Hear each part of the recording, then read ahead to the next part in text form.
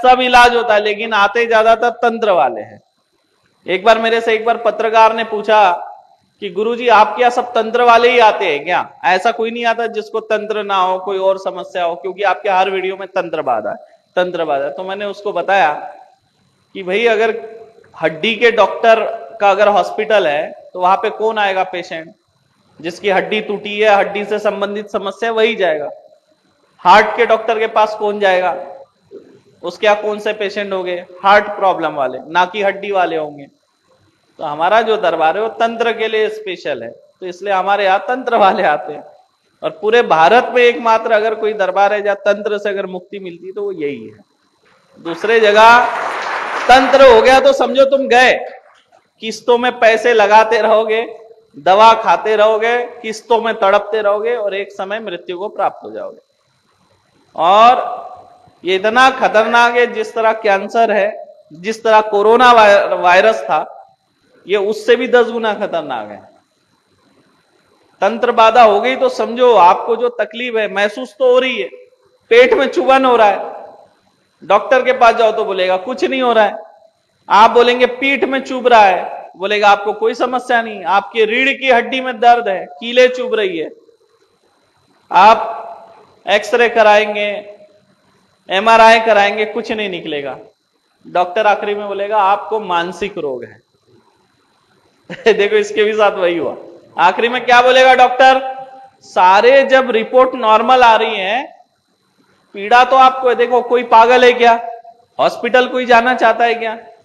कोई हॉस्पिटल की सीढ़ी भी नहीं चढ़ना चाहता। जैसे कोर्ट कचहरी, पुलिस स्टेशन, कोर्ट और हॉस्पिटल, ये 3 चीज इंसान ने कभी जीवन में नहीं देखना। पुराने लोग बोलते थे क्या? कोर्ट कचहरी, हॉस्पिटल और पुलिस स्टेशन, ये 3 जगह इंसान ने कभी नहीं जाना, ये पुराने लोग बोलते थे।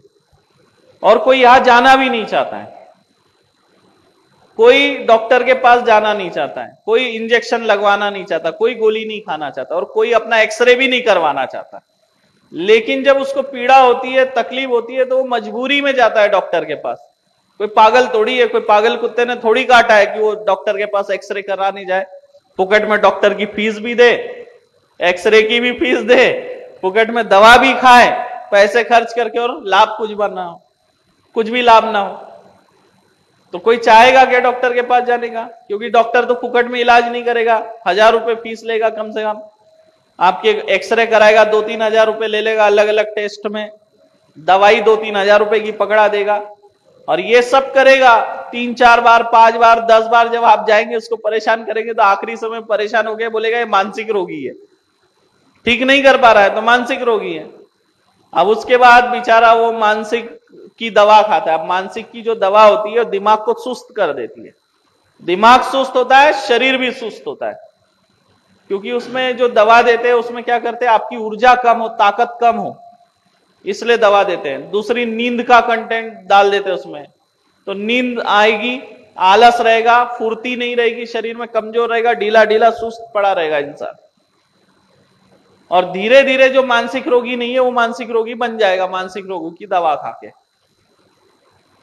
तो मेरे पास ऐसे भी लोग आए हैं जो साल साल भर एडमिट रहे, जिनको डॉक्टर ने पागल घोषित कर दिया, और वो यहां आके ठीक हुए। तो मैं यही कहता हूं, जो डॉक्टरी इलाज से ठीक नहीं होता वो यहां होता है। क्यों होता है? क्योंकि बाहर का कुछ है, इसलिए यहां पे ठीक होता है।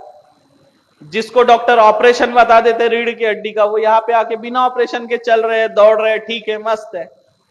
जिनके दोनों पैर काम करना बंद कर दिए, बिल्कुल जान नहीं है पैरों में, लखवा टाइप दोनों पैर, डॉक्टर ने रीढ़ की हड्डी का ऑपरेशन बोला, यहां आके मैंने चलवा दिया। अरे बैठ जा भूत राजा, बैठ, बाद में बात करूंगा तेरे, बैठ बैठ,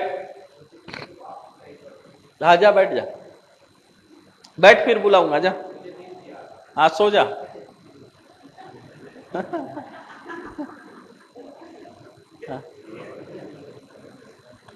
दवाई की कोई आवश्यकता नहीं है, दे रहा हूं।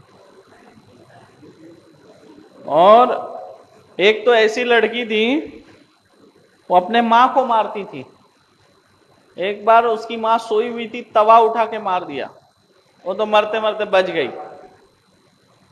और एक बार ऐसा हुआ कि निवस्त्र होके 15-20 किलोमीटर रास्ते से चल रही जवान लड़की, पूरा निवस्त्र होके, उसको जैसे तैसे ढूंढ के लेकर आए। उसके जो थाना लगता है, चौकी, चौकी में जाती है, थानेदार की लटकी हुई वर्दी पहन लेती है और बोलती है मैं थानेदार हूं, मेरे लिए चाय लेकर आओ। वहां जाती है, सिगरेट पीती है, चाय पीती है, और थाने के ऊपर चढ़ के जो उसका वायरलेस के टावर का जो केबल है उस पर लटक के उसको तोड़ के नीचे आ जाती है। इतना कुछ। अब पुलिस समझ गई है थोड़ा सा मेंटली डिफेक्ट है करके, तो वो 1-1.5 साल मेंटल हॉस्पिटल की दवा चलती रही, कोई लाभ नहीं, करंट के झटके तक दिए, कोई लाभ नहीं। और यहाँ आके बढ़िया ठीक है, अब अपने ससुराल में बढ़िया खाना पकाती है, पति की सेवा करती है, बढ़िया। लेकिन उसकी पेशी पूरी नहीं हुई और अब 4 पेशी से गायब है। उसकी मां की यही एक कमी है, पिछले बार ठीक हो गई थी तो उसको फिर 1-1.5 साल नहीं लाई, फिर जब उसको थोड़ा थोड़ा फिर वही असर होने लगा फिर ले आई, फिर तब उसकी पेशी हुई, चली गई, ठीक हो गई, तो अब 1 साल से नहीं है। तो मतलब लोग ये हैं, जब तंत्र है तो उसको जड़ से खत्म करना चाहिए ना। तुमको लाभ मिला है, ठीक हुए, तो उसको पूरा करना चाहिए प्रोसेस। क्या थोड़ा सा आराम मिलता है, लोग गायब हो जाते हैं, फिर जब तकलीफ बढ़ती है फिर आते हैं। मतलब तंत्र से मुक्ति नहीं पाना चाहते, तंत्र के साथ ही जीना चाहते लोग। तो ऐसे लोगों का क्या कर सकते हैं हम? और हम पहले भी बताए हैं कि तंत्र काट से महत्वपूर्ण पेशी है। अगर आप पेशी नहीं कर सकते तो ये आपका जो तंत्र काट में जो पैसा खर्च कर रहे हैं बेकार है, ये करने का मतलब भी नहीं है, फिर इसको मत ही करो। क्यों पैसा बर्बाद करते हो? पेशी बराबर करते रहो, क्योंकि अभी आपका तंत्र कटेगा, तुरंत आपके शत्रुओं को पता चलेगा। कभी पतंग उड़ाए क्या? पतंग उड़ाए तो जब पतंग आकाश में होती है, मंजा आपके हाथ में होता है, तो कैसा भारीपन होता है, हाथ भारी होता है ना। और जैसे पतंग कट गई तो हाथ हल्का। तो ठीक इसी तरह आपके जो धागे हैं वो तांत्रिक से जुड़े हुए हैं।